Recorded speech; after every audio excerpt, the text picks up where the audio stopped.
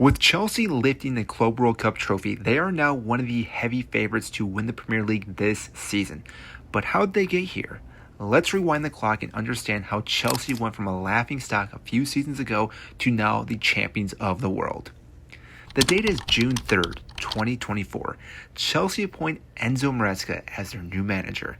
Some fans weren't convinced. After all, replacing Pochettino with a relatively unattested manager at the level seemed risky. But those who watched Fernandez working at Leicester knew he had a vision of tactical control, possession with purpose, and player development rooted in modern football principles. Within his first season, Fernandez didn't just stabilize the squad.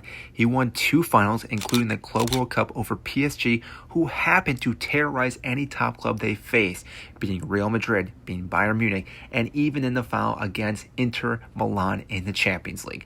He secured top 4, bringing Champions League football back to Stamford Bridge.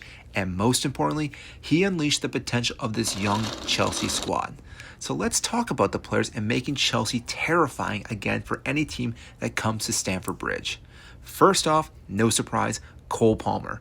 Cole Palmer had a breakout year when he first arrived to this club, but he continued to elevate his skills and abilities under Enzo Fernandez.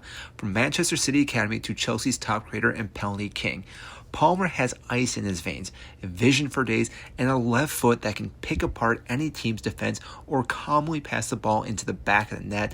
Yes, I'm looking at you, Donnarumma. Under Fernandez's guidance, he's now the creative engine of the team. He's been given freedom to do what he wants to do best, and that's be creative. Next on the list is Enzo Fernandez, a $100 million signing that took time to settle. But now, he's the midfield's metronome. With Fernandez giving him structure and tactics, Enzo dictates tempo, breaks the line, and controls the pitch, looking like the player Chelsea saw when he won the World Cup with Argentina. He's one of the players that continues to get better and better each and every match. Alongside him, Moises Caicedo. After a rocky start coming from Brighton, Caicedo has found his rhythm. Ball-winning machine, tireless engine. He shields the backline and recycles possession with ease. He plays the role of 2 players and does it so effortlessly that he sometimes goes under the radar of other teams and they undervalue his skill set. But that doesn't matter, because despite that, that puts him in a 10 out of 10 performance each and every match for Chelsea, which makes life so much easier for all the players around him. And last on the list that we want to highlight is Rhys James. Prior to Enzo Fernandez coming in, Rhys James was struggling to stay match fit for multiple matches in a row. But since Fernandez, James has been able to play more matches this past season than any other season since his time at Wigan. Because of this, we've been able to have our captain on the pitch week in and week out. He's one of the best right backs in the entire world, great leader, and on top of that, his ability to cross the ball, free kicks, is so amazing and obviously dominates any player that comes down his side of the pitch. If Fernandez keeps him healthy, Rhys James will continue to not only help in the defensive third, but also be very vital in the final third for attacking. Now, with that all being said, we also have to include the new signings that have come under Enzo Fernandez, because there's quite a few that will make a huge impact for Chelsea with this upcoming season. And if you start to look at some of the new signings, it's quite remarkable the players and the caliber that Chelsea have been able to bring in this past season. João Pedro being the first one is a phenomenal signing, not only for Enzo Fernandez, but for Chelsea. He is one of the creative players that is going to help Chelsea this upcoming year, breaking down any low blocks. We saw this during the Club World Cup run with his important goals against Fluminense and obviously what he did in the final to help Cole Palmer unlock PSG's defense, but also that perfect, amazing chip over Donnarumma. On top of that, we also have Liam Delap, who is also a proper number 9 that Chelsea have been lacking. Because of him, Chelsea now have more depth when it comes to the attacking third.